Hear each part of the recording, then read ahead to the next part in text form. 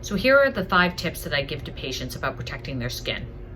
So the first is to notice any new moles or changing moles.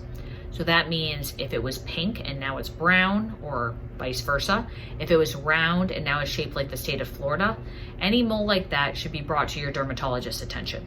So the other lesions to be aware of are pimples that don't go away in 6 to 8 weeks. They generally bleed or scab, you might cut them shaving, and those should definitely be brought to your dermatologist's attention. If you are diagnosed with a skin cancer, the good news is that the majority of cancers are curable with proper treatment and early detection.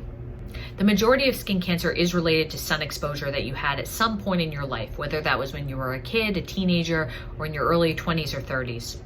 Some skin cancer can be genetic and related to whether your parents or grandparents had skin cancer in the past.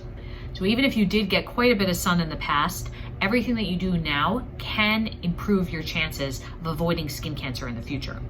So the 3 things you can do to prevent sun damage is 1, sunscreen. So you need an SPF of at least 30, and you need to apply it every 2 hours if you're going to be out in direct sunlight. So 2 is wearing a big broad rimmed hat and protective clothing, and that would mean clothing that extends to cover your skin or has a UV filter. And 3 is just staying out of the sun between 10 a.m. and 2 p.m. when the sun is at its strongest. So the last key to protecting your skin from skin cancer is to follow up with your dermatologist.